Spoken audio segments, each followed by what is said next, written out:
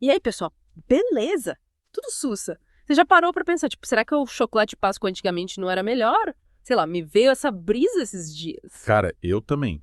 Parece que a gente abre um ovo de Páscoa hoje em dia e não é a mesma coisa, sabe? Pois é. E a gente resolveu mergulhar de cabeça nessa história. A gente foi atrás de várias fontes, tipo notícias, artigos, até um ranking de felicidade da ONU para entender esse lance do chocolate e o que mais estava rolando no Brasil lá por volta do dia 21 de março de 2025. A ideia é ter uma visão geral, saca? Tipo, por que a galera tá reclamando tanto do chocolate, o que mais aconteceu nesse dia e como tudo isso se conecta. Tipo, aí um quebra-cabeça, sabe? Juntar as peças e ver que figura aparece.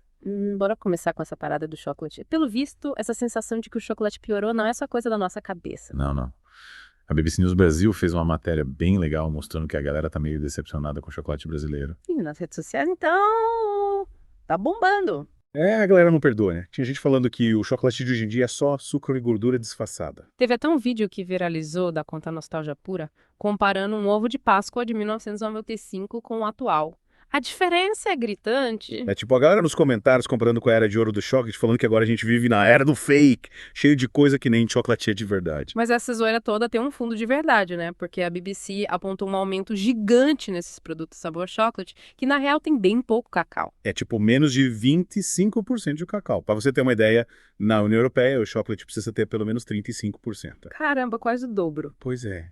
E essa diferença aparece no sabor, na textura, em tudo. Um exemplo disso que a BBC trouxe é o Choco Biscuit da Balduco. Ele mudou a fórmula e agora a cobertura é sabor chocolate. Aí, já viu, né? Você sabe que não é chocolate de verdade. E essa mudança deu o que falar. Teve um vídeo do consultor gastronômico Davi Laranjeira que bombou com mais de 8 milhões de visualizações. O cara não teve papas na língua. Falou que as empresas estavam ludibriando o consumidor com essa cobertura sabor chocolate. Só o mesmo? E ele destacou que não é só Choco Biscuit. Outros clássicos, tipo Serenata de Amor e Som de Valsa, também trocaram o chocolate de verdade por essa cobertura sabor chocolate. Pô, que tristeza. Mas por que será que as empresas estão fazendo isso? A Luciana Monteiro, especialista da Ara Cacau, explicou para a BBC que essa piora tem a ver com a crise do cacau no Brasil. Ah, entendi. Tipo, o cacau ficou mais caro e as empresas estão tentando economizar. Exato. Lá nos anos 80, uma praga chamada vassoura de bruxa detonou as plantações de cacau na Bahia.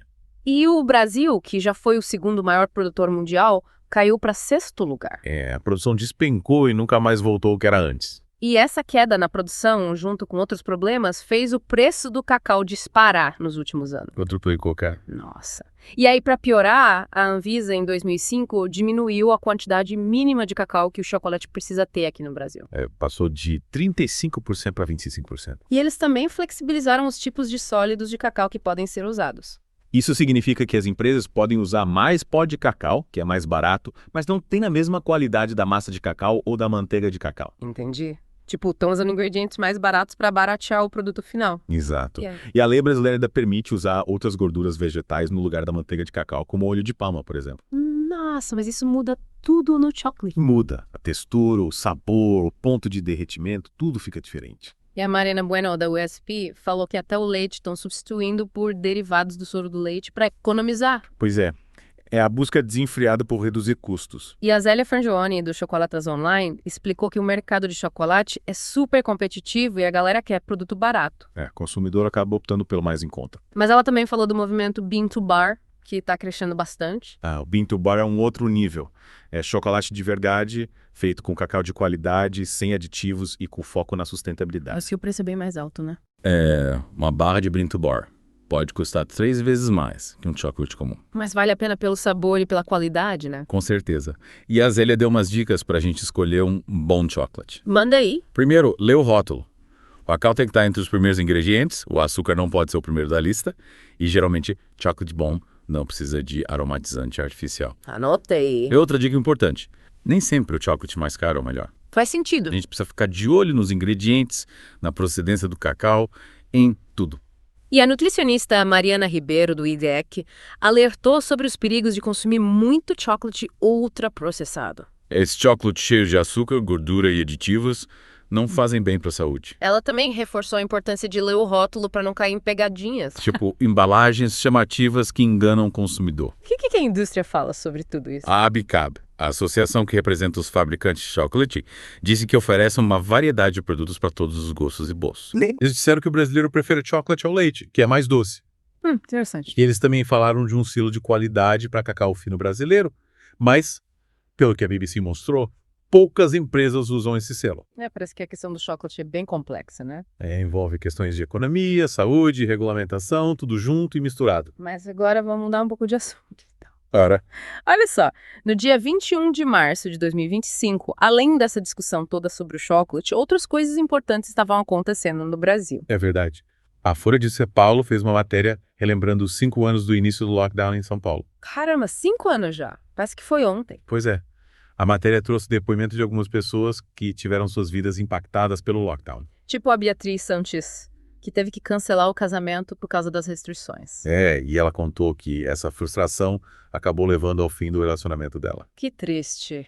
E a psicóloga Andressa Taqueta comentou sobre o impacto emocional que o cancelamento de eventos importantes causou em muita gente. A perda de um sonho, a incerteza, tudo isso gerou uma baita tempestade emocional. Sem contar a dor de quem perdeu entes queridos para a Covid. Essa foi a parte mais difícil da pandemia. A matéria também contou a história da professora Silvana Muniz, que teve que adiar a viagem para Portugal e teve um monte de problemas para remarcar as passagens. Nossa, que perrengue. E teve também o caso da festa da Atlética da ECA USP, que foi cancelada e acabou prejudicando as finanças da galera. A pandemia bagunçou a vida de todo mundo. Né? Com certeza. Mas, mudando um pouco de assunto, teve um protesto bem marcante da Marcha das Mulheres do ABC em frente a uma loja da Casas Bahia em São Caetano do Sul. É mesmo, eu li sobre isso. Mas por que eles escolheram esse local? Por causa das acusações de abuso infantil e exploração sexual contra o fundador da empresa, o Stan Oaklein. Ah, entendi. É um protesto com um significado bem forte. Sim. A marcha reivindicava o fim dos feminicídios e melhorias nas políticas públicas de combate à violência contra a mulher. Tipo, mais casas-abrigo e atendimento 24 horas para as vítimas. Exato. E elas também pediram a mudança do nome da rua Samuel Klein para a rua 8 de março e do Centro de Especialidades Médicas para Maria Odília Teixeira, uma médica negra pioneira no Brasil. Que legal!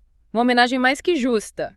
E a agência pública também noticiou a denúncia de algumas deputadas ao Conselho de Ética do Senado contra o senador Plínio Valério. Por causa daquela fala dele sobre a Marina Silva, né? Isso, ele falou que toleraria a Marina Silva por 6 horas e 10 minutos sem enforcá-la. Que absurdo! As deputadas argumentaram que essa fala configura violência política de gênero e que ele passou dos limites da imunidade parlamentar. Foi uma fala muito pesada. E muita gente se manifestou em apoio à Marina Silva. A Jandira Fegali e a Ana Paula, por exemplo. Isso. O senador Plínio Valério tentou se defender, dizendo que era só uma brincadeira. Mas não colou, né? Não. Ele até pediu desculpas, mas a Marina Silva rebateu, dizendo que dificilmente seria alvo desse tipo de comentário se fosse homem. Verdade. E a Folha publicou um artigo sobre uma polêmica no setor de energia solar. A CEMIG e outras distribuidoras estão autorizando a injeção de energia solar na rede só durante a noite. Que estranho. Qual o sentido de gerar energia solar à noite? A galera chama isso de energia lunar, que absurdo que é. Mas por que eles estão fazendo isso? Eles alegam que o aumento da geração distribuída está sobrecarregando a rede e causando instabilidade. Ah, entendi. Mas e quem tem painel solar? Como fica? A galera que investiu em energia solar está reclamando bastante, porque eles geram energia durante o dia, quando tem sol, mas só podem injetar na rede à noite. Realmente não faz sentido. E a ABGD, a Associação Brasileira de Geração Distribuída, também criticou essa restrição, dizendo que é difícil instalar baterias para armazenar energia. Realmente não é uma solução simples. A ANEEL até criou uma regra fast track para tentar resolver o problema, mas parece que não funciona para todo mundo. Parece que ainda tem muito para ser discutido sobre energia solar no Brasil. Com certeza. E para fechar esse nosso panorama de notícias do dia 21 de março de 2025, o F5 da Folha noticiou a condenação da Jovem Pan a pagar uma indenização ao youtuber Ian Neves. Ele foi ofendido pelo comentarista Thiago Pavinato no programa Os Pingos nos Is, lá em 2023. Quais foram as ofensas? O Pavinato acusou o Ian Neves de participar de grupos milicianos e de atividades terroristas. Nossa, que pesado. E ele ainda fez insinuações sobre a sexualidade do Ian Neves. É absurdo. A Jovem Pan tentou se defender, dizendo que não tinha responsabilidade sobre a opinião dos comentaristas. Mas a juíza Tani Cardin não aceitou essa justificativa. E ela condenou a Jovem Pan? Sim, a pagar uma indenização de R$40 mil por danos morais ao Ian Neves. Caramba. A juíza entendeu que a emissora é sim responsável pelo conteúdo que divulga. Faz sentido. Afinal, eles dão espaço para essas pessoas falarem. A liberdade de expressão tem limite, né? Com certeza. Bom, a gente já viu um monte de coisa nesse nosso mergulho, né? Vimos? Começamos com o chocolate, que está cada vez mais fake e com menos cacau. Depois, relembramos os impactos da pandemia 5 anos depois. E também vimos as manifestações por direitos, os debates sobre liberdade de expressão e a busca por um futuro mais sustentável na energia. E tudo isso acontecendo num país que, segundo a ONU, está um pouquinho mais feliz. O Brasil é um país cheio de contrastes, né? Com certeza. E aí, para você que está ouvindo a gente, fica a pergunta: o que você acha de tudo isso? O que te deixa mais otimista ou mais preocupado com o futuro do Brasil? Reflita sobre isso e a gente se encontra no próximo Deep Dive. Valeu, gente. Até a próxima.